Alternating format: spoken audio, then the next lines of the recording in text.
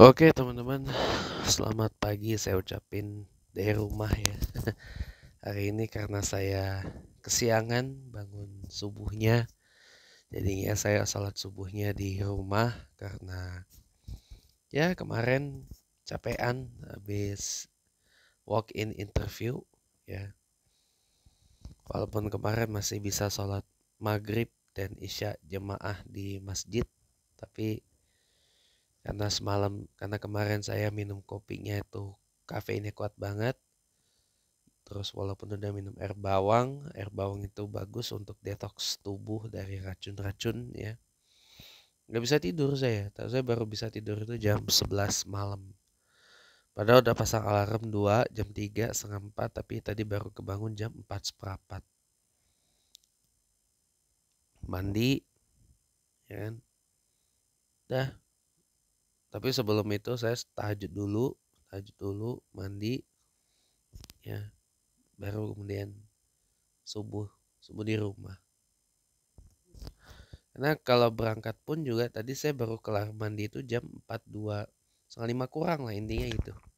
Setengah 5 kurang. Sementara jarak dari rumah ke masjid itu 10 menit. Kalau jalan kaki, saya nggak punya mobil. Kalau naik mobil bisa lebih cepat, ya. Atau naik motor atau sepeda listrik itu bisa lebih cepat. Cuman karena nggak punya semua, jadinya ya udah deh. Gitu. Sebuah di rumah at the end of the day.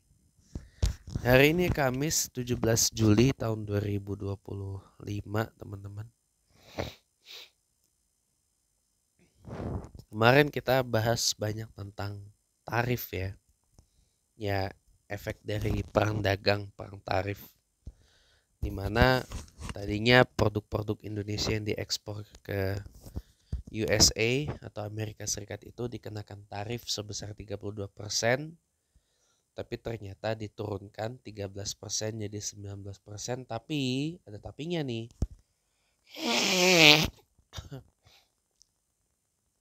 Tapi konsekuensinya untuk mencapai itu Indonesia wajib membeli 50 pesawat jet Boeing dari Boeing. Beberapa di antaranya atau many of them kebanyakan adalah Boeing 777 ya. Mungkin Boeing 777-9 ya, nggak tahu juga. Kemudian produk-produk US pertanian perikanan dan peternakan USA itu akal bebas masuk Indonesia karena nggak dikenakan tarif ya. Dan USA punya akses penuh terhadap ekonomi kita.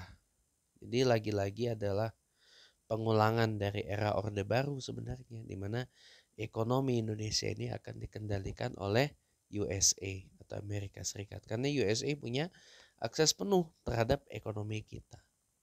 Nah, kalau soal ini kita nggak bersuara banget gitu ya. Ya gimana? Nasib para petani, nelayan, peternak kita dan beberapa produk-produk lain yang bakal dibanjiri oleh produk-produk USA. Ya. Tambah lagi produk energi coba.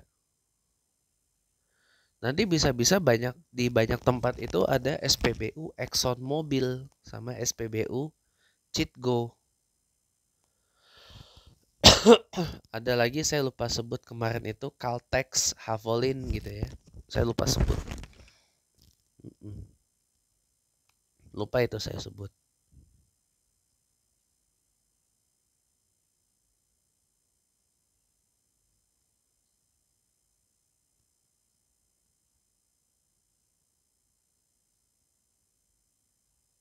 Ya maaf. Jadi itu sih yang lagi rame sekarang ini. Kenapa? Karena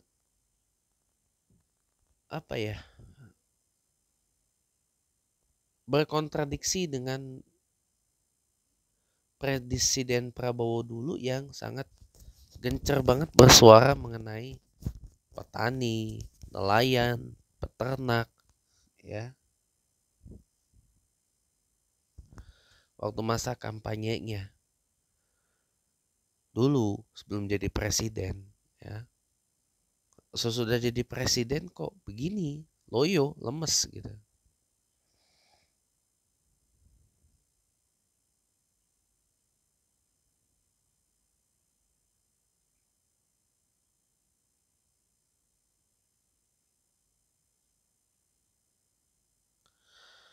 Makanya teman-teman ya, saya tuh heran banget. Ini rame banget kalau kayak gini. Tapi mungkin bagi sebagian orang ya, balik lagi teman-teman. Seperti yang saya bilang semalam. Ya, kita nggak usah marah lah mengenai orang yang nggak terlalu concern dengan ini gitu loh. Ya, sama kayak semalam saya bilang, orang nggak terlalu concern dengan politik, orang nggak begitu peduli, nggak udah males ini politik tuh karena ketertarikannya berbeda, karena interestnya berbeda, karena kegemarannya berbeda, karena prioritasnya berbeda, karena pandangannya berbeda, orientasinya berbeda. Udah kita jalanin aja gitu. Itu kan makanya saya bilang orang-orang seperti itu, saya bilang itu adalah orang-orang yang memilih untuk menjadi pure mammal atau mamalia yang seutuhnya. Nyusu atau bahasa ininya netek gitu ya. Waktu bayi minum susu, makan, ya kan? Sudah makin besar, ya pergi sekolah, pergi kuliah, pergi kerja, pensiun, udah gitu doang hidupnya. Itu kan pure mammal, bukan naluri manusia. Itu bukan naluri manusia, naluri hewania.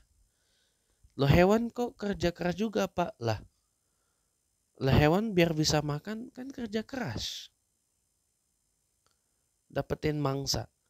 Ya, elang aja nih, mohon maaf, elang aja biar bisa dapetin mangsa, mesti nyari kemana tahu, biar dapet mangsa. Ya, sekelas hewan reptil kayak buaya, biar dapat mangsa, ya kudu kerja keras juga. Jadi salah kalau kerja keras itu naluri manusia atau insting manusia. Salah. Itu insting hewani. Makanya saya bilang, kalau ada orang yang memilih menjadi pure mammal. Mamalia yang seutuhnya. Tapi bukan untuk menjadi orang yang brainy mammal. Kan kita diciptakan Allah Subhanahu wa taala dengan akal pikiran itu kan tujuannya adalah untuk menjadi brainy mammal atau mamalia yang berotak gitu. Tapi kan nggak banyak yang memilih untuk menjadi itu. Makanya saya kasih disclaimer dulu. Konten saya ini adalah untuk para brainy mammals atau mamalia yang berotak. Bukan untuk pure mammals. Ya, bukan untuk mamalia murni. Jadi gak perlu marah ketika orang memilih untuk menjadi mamalia seutuhnya. Gak perlu harus ngambek gitu. Karena senangnya orang beda-beda, kita gak bisa memaksakan. Kita gak bisa main marah gitu aja, gak bisa teman-teman.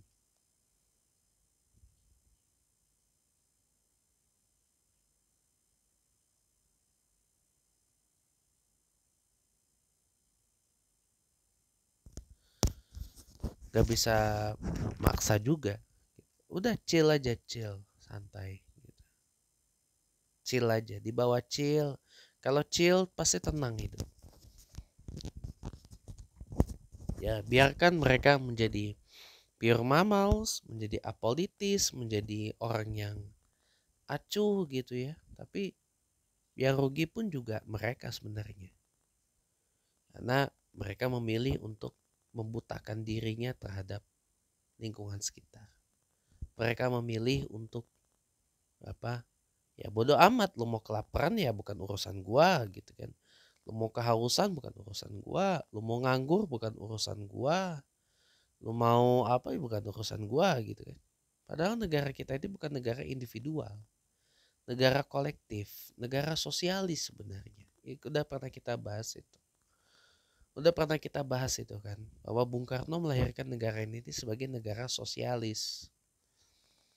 bukan sebagai negara kapitalis sebenarnya gitu. Tapi diubah sama Pak Harto karena disetir oleh Amerika sampai sekarang. Padahal Bung Karno menciptakan negara ini tuh sebagai negara sosialis, bukan negara kapitalis. Gitu.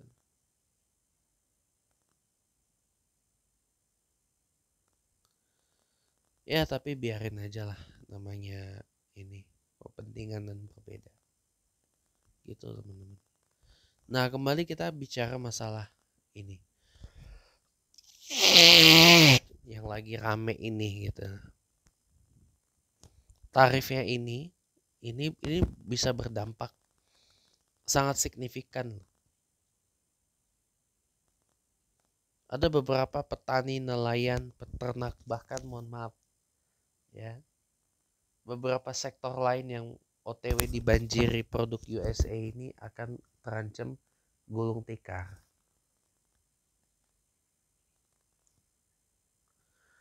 Kalau sudah gulung tikar, tingkat pengangguran makin besar, angka kemiskinan makin naik. Nah, terus para yang di atas itu bisa apa? Pemerintah bisa apa kalau itu yang terjadi? Hanya sibuk omong kosong. Hanya sibuk berutopia.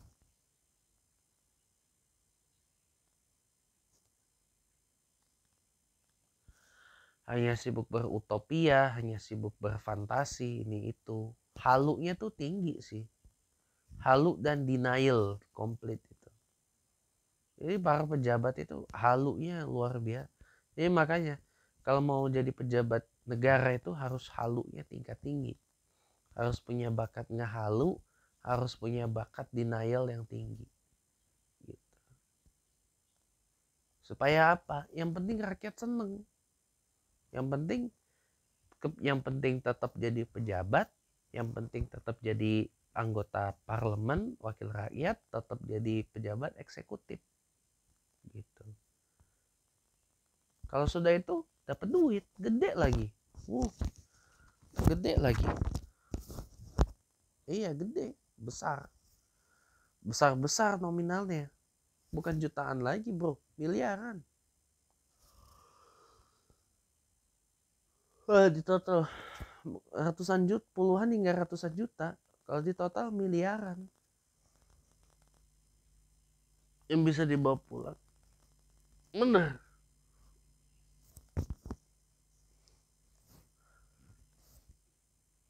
Makanya kenapa DPR itu nggak pernah penuh pas rapat paripurna? Ya karena mereka merasa nggak perlu datang.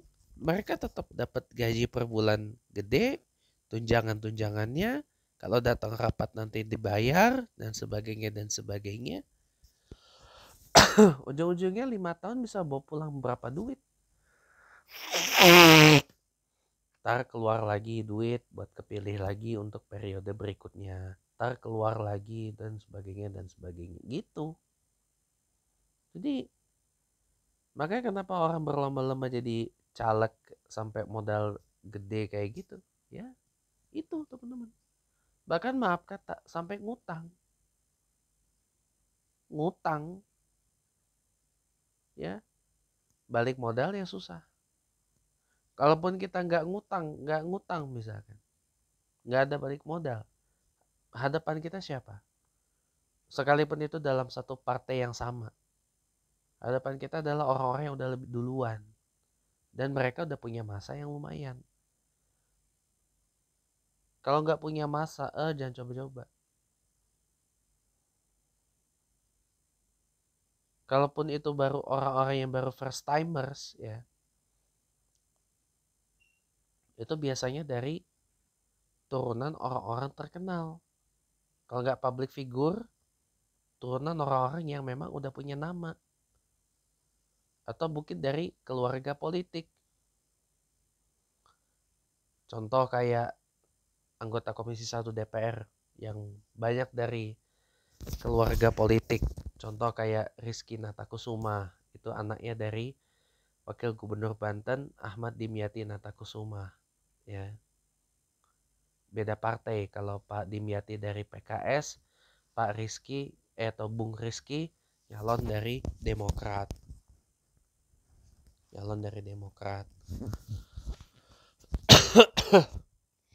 Terus Gavriel Novanto, itu kita agak asing lagi lah, anaknya dari Setia Novanto. Dev Laksono, itu putranya Pak Agung Laksono.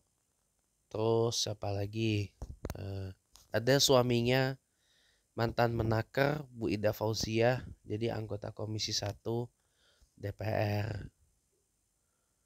Selebihnya nama-nama yang memang udah punya di situ. Ada Niko Siahaan, ada Pak Utut, Ketua Komisi 1 DPR yang sekarang.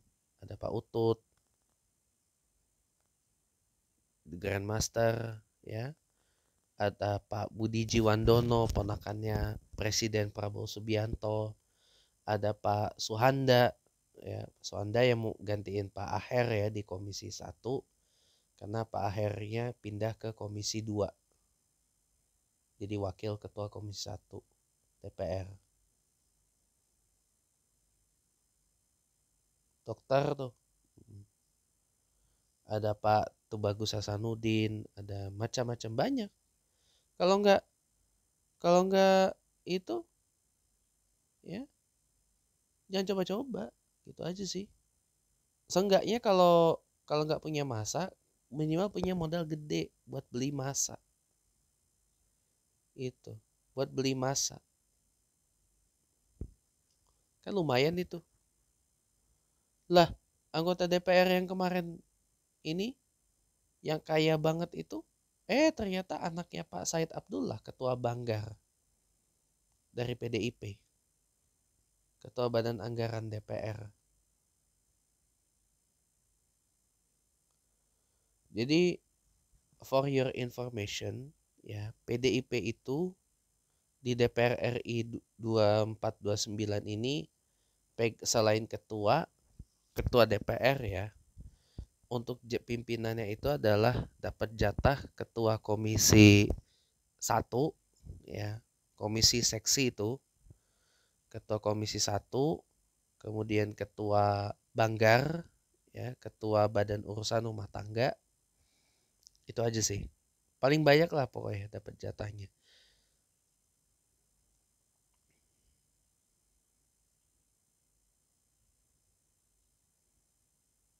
Kalau ketua Komisi 2 dalam negeri itu ketuanya dari Nasdem. Nasdem itu pegang ketua di Komisi 2 dan Komisi 13. Pak Willy Aditya itu ketua Komisi 13 tentang reformasi birokrasi dan institusi. Kalau Komisi Hukum itu Komisi 3 ketuanya dari Gerindra.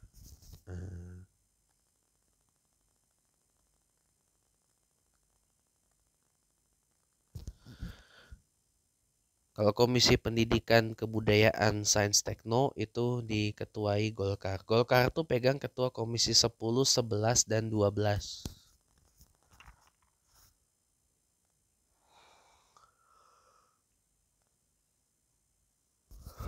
Komisi 11-nya Keuangan, Komisi 12-nya saya lupa untuk apa. Lupa saya. Komisi apa itu?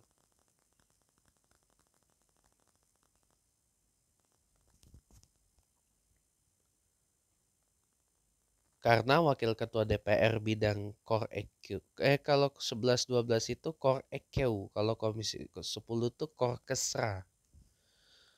Ya, kalau Core Kesra tuh ketuanya Pak Cucun dari PKB. Wakil ketua bidang Core Kesra tuh Pak Cucun dari PKB.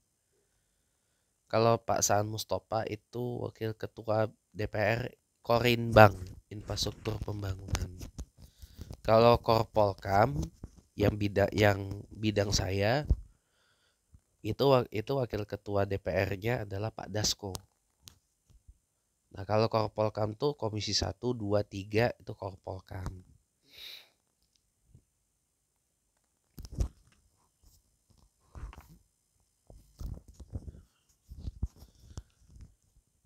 Sebenarnya Korpolkam tuh komisi 1, 2, 3, 12, 13.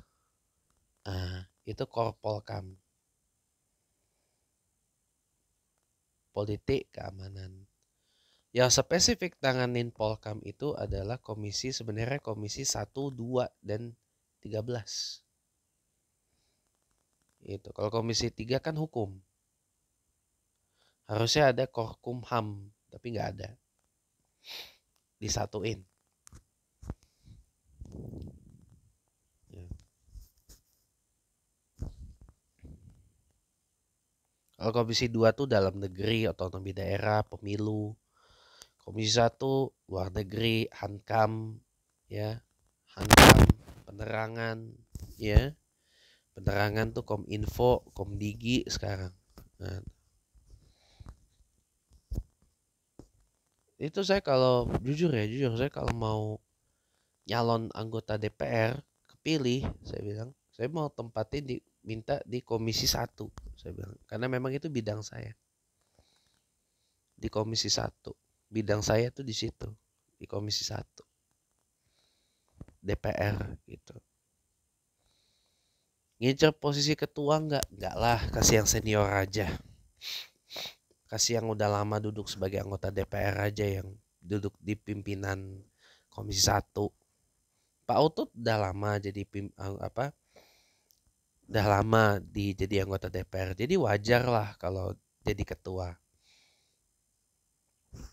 Saya wakil ketua ini kan Pak Suhanda udah lama. Yang baru, wajah baru tuh Pak Budi sama Pak Dev Agung Laksono.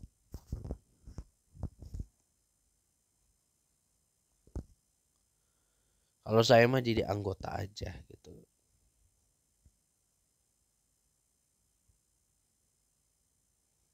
Kalau jadi ketua mah yang udah senior aja, kayak Pak Utut, Bu Nurul Arifin, Pak Tubagus Hasanuddin, ya.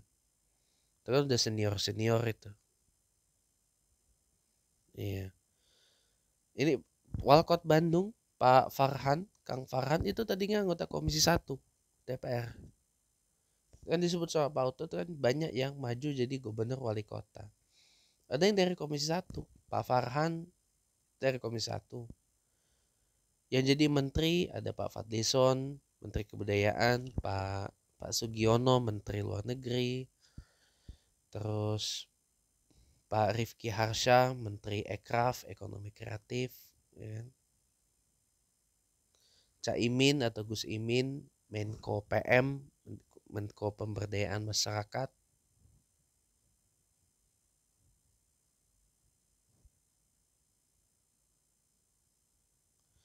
Terus Pak Ludwig Paulus jadi Wamenko Polkam, Wakil Menteri Koordinator Politik Keamanan.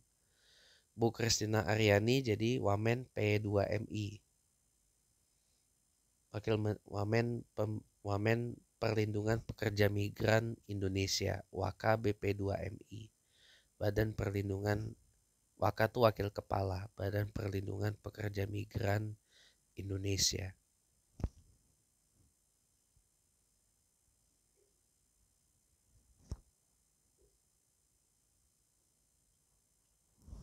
Gitu.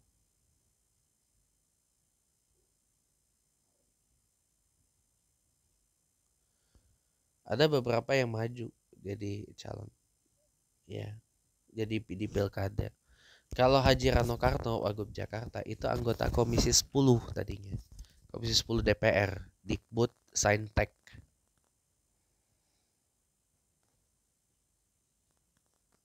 Tuh. Anggota komisi 10 DPR.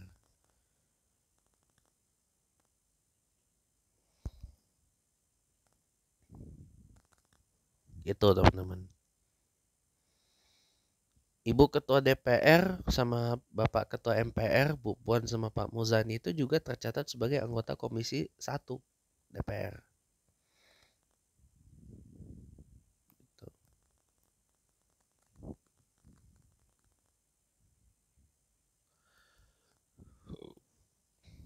Jadi gitu teman-teman. Itu buat pengetahuan aja. Jadi ya karena kita gak usah panjang-panjang, Saya juga mau ada activity lain ya. Jadi pada intinya dalam kondisi seperti ini teman-teman ya, kadang-kadang teman-teman juga ada yang lucu ya, minta dijajah lagi dan ya sampai minta ke Belanda, Belanda please dong jajah lagi Indonesia gitu, daripada kita dijajah sama pejabat sendiri ya kan. Mending dijajah lagi sama Belanda. Saya bilang dalam hati, tong dijajah tuh nggak enak, enak merdeka. Saya bilang enak aja di negara merdeka, kita udah dikasih merdeka, dikasih enak, malah bisa dijajah lagi. Gimana sih? Saya bilang sama dia gitu. Tapi saya nggak marah teman-teman, nggak marah gitu. Ngapain marah? Mereka kan punya cara untuk beraspirasi, berkeluh kesah ya kan, nggak apa-apa. Itu sah-sah aja teman-teman. Kita kan negara demokrasi yang bebas berekspresi. Mungkin itu ekspresi mereka yang udah kadung terlanjur kecewa kali dengan pemerintah, kadung udah terlanjur kecewa dengan para elit-elit politik yang ya hanya mementingkan diri mereka sendiri lah ini ya. Nggak apa-apa itu, cuma jangan juga disuruh bubar Indonesia ini. Kasihan para pahlawan yang udah memperjuangkan Indonesia dia bisa bersatu. Kasihan Bung Karno yang udah membuat Indonesia bersatu, kok disuruh bubar. Jangan, itu saya nggak suka kalau kayak gitu. Oke teman-teman, terima kasih udah menonton, sampai ketemu lagi di lain kesempatan.